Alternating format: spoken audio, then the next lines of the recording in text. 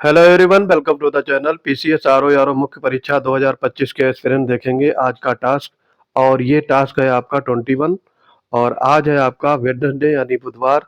और बुधवार को रहता है हमारे पेड बैच में गद्यांश पर आधारित प्रश्न। जो लोग हमारे मेंस पेड बैच में जुड़ना चाहते हैं तो मिशन सचिवालय 4.0 मेन बैच से जुड़ सकते हैं।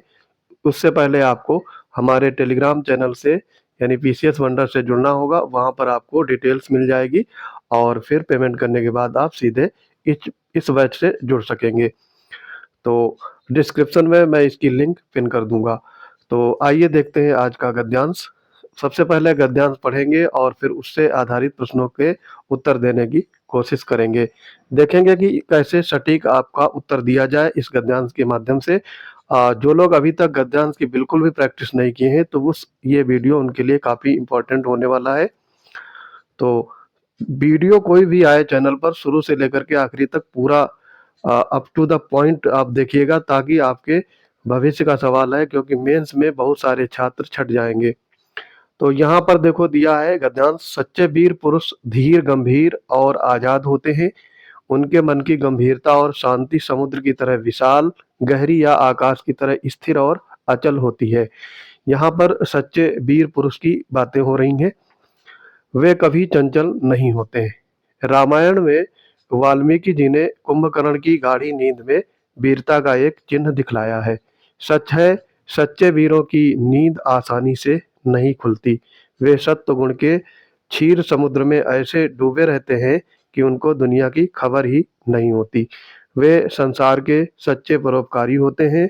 ऐसे लोग दुनिया के तख्ते को अपनी आंख की पलकों से हलचल में डाल देते हैं। जब ये शेर जागकर गरजते हैं तब सदियों तक इनकी आवाज की गूंज सुनाई देती रहती है और सब आवाजें बंद हो जाती हैं।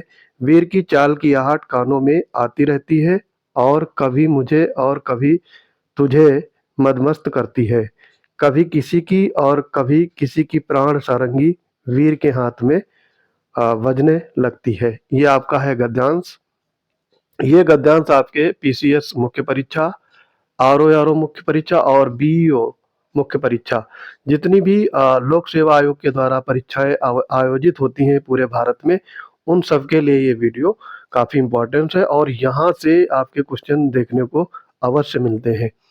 तो आरओ में 3 टाइप के क्वेश्चन पूछे जाते हैं। सबसे पहले आपका शीर्षक लिखना होता है, उसके बाद में रेखांकित अंशों की व्याख्या। शीर्षक आपका 3 अंक का होता है और रेखांकित अंशों की जो व्याख्या ये 12 नंबर की पूछी जाती है। इसमें 3 भी अंश हो सकते हैं और 4 भी अंश हो सकते हैं, ठीक है। और फिर गद्यांश का संक्षेप में सारांश लिखना है। तो ये आपका रहता है 6 नंबर का। तो टोटल ये 21 मार्क्स के पूछे जाते हैं आरओ मुख्य परीक्षा में। तो आइए देखते हैं, हमारे एक एस्पिरेंट हैं मेंस पेड बैच के, तो वो कैसे उत्तर लिखते हैं उनका देखते हैं। ये दिलीप कुमार जी हैं।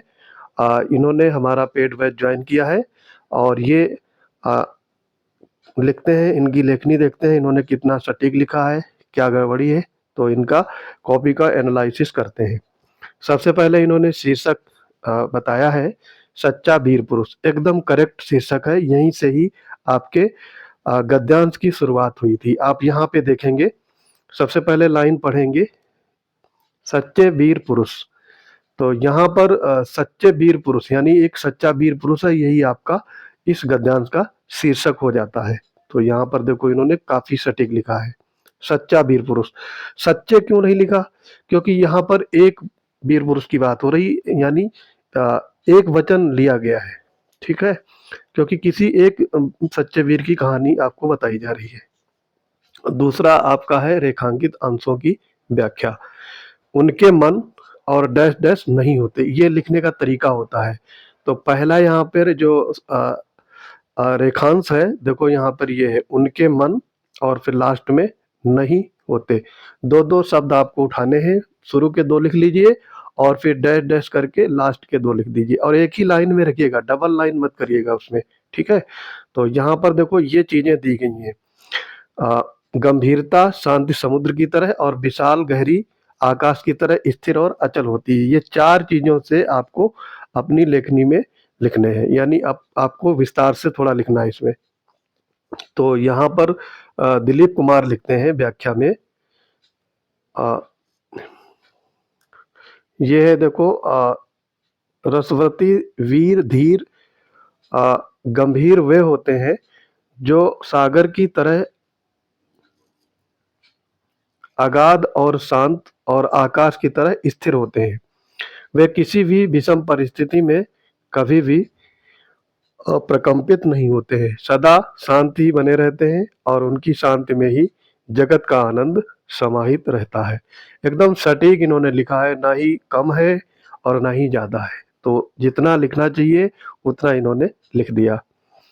उसके बाद दूसरा रेखांकित अंश है, ऐसे लोग, और फिर डैश डैश लगा दिया, डाल देते हैं। ठीक है, तो यहाँ पर दूसरा रेखांकित अंश देखते हैं। देखो, ऐसे लोग दुनिया के तख्ते को अपनी आंख की पलकों से हलचल में डाल देते हैं। ठीक है, तो दो दो शब्द आप उठा लेंगे और फिर उसको लिखने की कोशिश करेंगे। तो यहाँ पर देखो, दूसरा रेखांकित अंश की इन्होंने व्याख्या लिखी है, ऐसे व्यक्ति सदैव शांत रहते हैं जो सदैव संसारिकता से दूर हटकर सत्व गुण की, यहाँ पे सत्व का ऐसे लिखेंगे, सत्व गुण के अथाह सागर में निमग्न रहते हैं। ऐसे व्यक्ति विसंगतियों के बीच अपनी टेढ़ी भूमियों द्वारा बड़ी सजगता से लोगों को प्रकंपित करते हैं। इनकी गर्जना वर्षों तक सुनाई देती है। बहुत अच्छा इन्होंने लिखा, एकदम सटीक। तीसरा पॉइंट है, कभी किसी और डैश डैश लगती है। तो यहाँ पर देख लेंगे आप, पैराग्राफ में आपका जो गद्यांश दिया था, कभी किसी और लास्ट में लगती है, तो डैश डैश करके आपको लिखना होता है।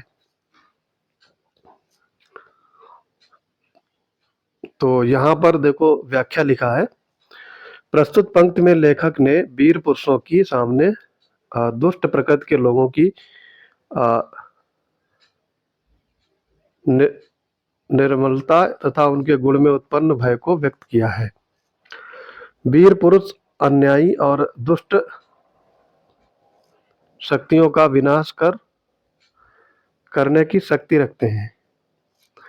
लोकहित के लिए ऐसे दुष्ट व्यक्तियों का विनाश उनका धर्म बन जाता है और एक एक कर सभी दुष्टों के प्राण उनके हाथों समाप्त कर दिए जाते हैं। तो ये मतलब आपका आखिरी रेखांकित अंश की व्याख्या थी। आगे इसमें है, लास्ट जो है सारांश लिखना है। गद्यांश का सारांश संक्षेप में लिखना रहता है।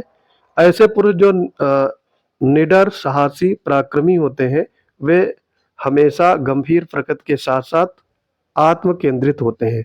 हमारे धर्म शास्त्रों में ऐसे वीर पुरुषों के अनेक प्रसंग मिलते हैं। सामर्थ्य के केवल यहाँ पर इन्होंने, हाँ, सामर्थ्य के वक्त पर वे संसार में क्रांति उत्पन्न कर सकते हैं तथा दुष्टों के प्राण सच्चे वीर पुरुष द्वारा अक्सर हरण किए जाते हैं।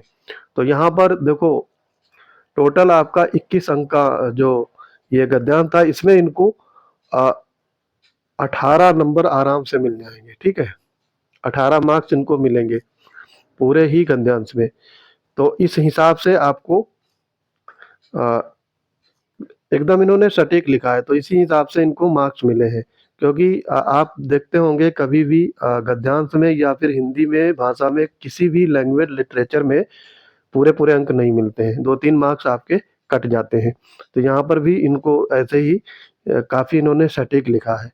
अगर आप भी हमारे पेड बैच से जुड़ना चाहते हैं और स्वयं से प्रैक्टिस करके अपनी तैयारी को इन्हांस करना चाहते हैं, तो हमारे पेड बैच में आपका स्वागत है। पीसीएस वंडर्स टेलीग्राम चैनल से आप जुड़ेंगे, वहाँ पर आपको प्रीलिम्स और मेंस दोनों बैचों की डिटेल्स अवेलेबल रहेगी। पेमेंट करने के बाद आपको दोनों बैचों में से जो बैच आपको चाहिए उसमें ऐड कर दिया जाएगा।